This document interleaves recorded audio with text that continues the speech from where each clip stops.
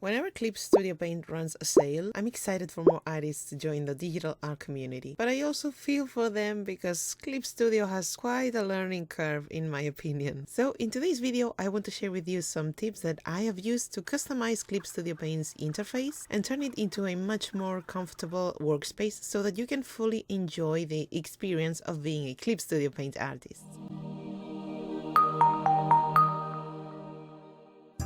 Alright, so by default, Clip Studio Paint interface looks something like this. There are a lot of panels around with useful things, I won't deny that. But if you work on a small screen or an iPad, you might feel like you have only a tiny space to draw on. Like I'm using a 13 inches screen and the canvas space like this is barely the size of my hand. So the first tip I'm going to share with you is to discover which panels do you really need to have on display all the time. The rest can go away. But how do you discover which panels you need? Trial and error, basically. My advice is that you try to draw with the bare minimum panels. So we're gonna start deleting most of these we have right now on the screen. You can do that by dragging them out of the column and clicking on the X icon on the corner. You can go to the 3 lines icon and choose hide and the name of the panel, and you can go to window and uncheck them from this list. Simple as that. Keep only the bare minimum. For example, in my case, that's the tools and the subtool panel, the size of the brush panel,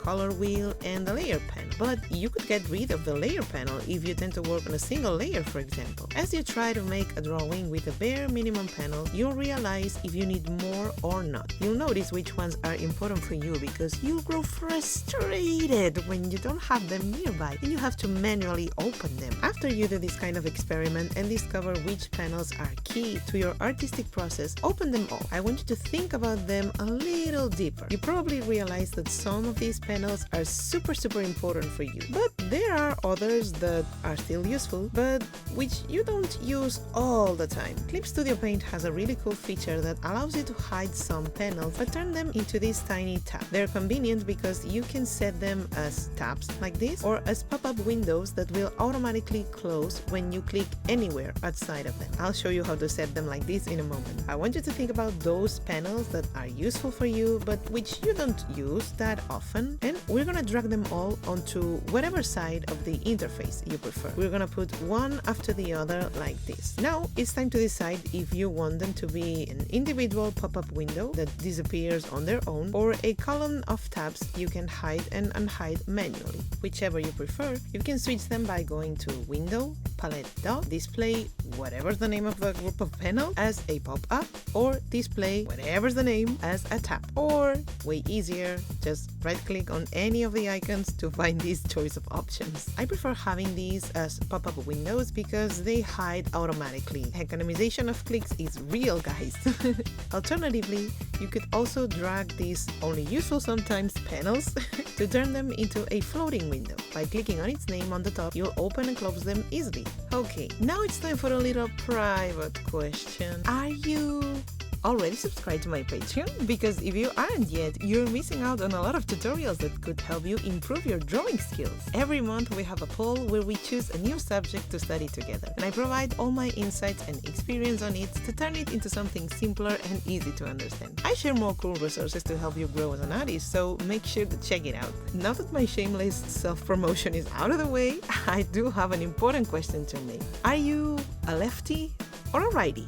Depending on your dominant hand, it will be more convenient for you to have certain tools or options on one side of the screen. In my case, I'm right-handed, so to me it feels more natural to have all my tools on the right side of the tablet, or at least most of them, especially the layer panel. If I had my layer panel on the left, whenever I want to hide and unhide layers to compare effects I want to add, I would have my arm covering the canvas, so I wouldn't be able to check the changes without moving my arm away again. So the layer panel must be on the right for me. It's also much more convenient to have all my most used panels on the right because they're all accessible this way. So once again, you might need to experiment during a few drawing sessions to find out if a specific arrangement works better for you than another one. The next tip, or final tip, is all about shortcuts. On Clip Studio Paint, you can use keyboard shortcuts like in most drawing apps. Ctrl Z to undo, Ctrl T to transform, hold space to use the hand tool, hold R to rotate the canvas, famous, etc. But maybe you don't use Clip Studio Paint on a computer. Maybe you use it on the iPad and you don't have a keyboard for that. And although you can bring up this side menu to replicate some keys, it's not that ideal if you need to use a lot of shortcuts. Or maybe you do have a keyboard, but you don't want to have to remember hundreds of keyboard combinations. Or you have sausage-like fingers like myself and are constantly hitting the wrong key. So there are a couple of ways to fix this, the cheap and the expensive ways.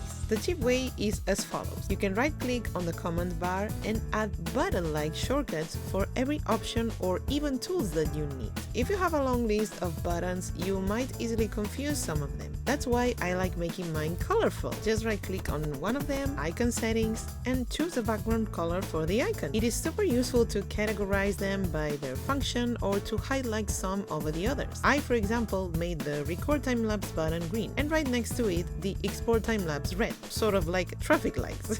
Color them in whichever way makes the most sense to you to remember them easily. I'd recommend you use this command bar to add shortcuts that might take a while to find, but you might not need all the time. For example, I also have shortcuts to change the canvas size or the resolution. I have one to save the file, which I don't use nearly as much as I should. I have some to set my tools to snap to perspective rulers, stuff that I only need sometimes, but that would require several clicks if I were to activate them manually, browsing through menus and tabs. There's also this panel called Quick Access that's pretty much the same thing. You can make a list of shortcuts here to activate them only when you need them, or you can manually type the option you're looking for and Clip Studio Paint will find it for you. It really saves time, especially when you're not familiar with the program and you have a hard time moving around menus with a lot of text. Now, the expensive way to get around the shortcuts issue is to get yourself a controller where you can put even more shortcuts. I won't get into detail about these in today's video, but I just wanted to mention it so you know things like this exist. They are basically like a keyboard, but in the shape of a game controller usually, or a tiny version of a keyboard. You can set all their buttons and knobs to act like a keyboard shortcut, with the pros of being smaller than an actual keyboard. I call this the expensive way simply because it meant that you need to make another purchase. But there are devices like these for all sorts of budgets, luckily. And these would be all my tips for now. It can take a while to figure out how to organize all these shortcuts and panels, but don't worry. As you get comfortable with Clip Studio Paint or whatever other drawing app you use, you'll understand all of its functions. And little by little, you'll come up with ways to make the most out of all of them. And as your art and workflow evolve, you'll get even more ideas to improve the user's interface. But if you're too impatient or lazy to make all that work, I've got exactly what you need. A little while ago, I made my workspace available on the Clip Studio Paint Assets store. It's a minimalistic arrangement to make the most out of small drawing screens. And it's free, so you really have no excuse to not try it and start drawing comfortably with lots of space on your screen. You'll find a link to the download page on the description box, or you can just input the ID number on the Assets search bar. I hope today's video could help you. It was a little more technical than usual, but knowing how to use your drawing tools and workspace is as important as learning how to draw, because without comfort, your creativity won't be able to flow. Thank you so much for watching. Don't forget to like and share the video with an artist who might need to update their workspace. Keep on drawing and practicing, and I'll see you in the next video. Bye bye!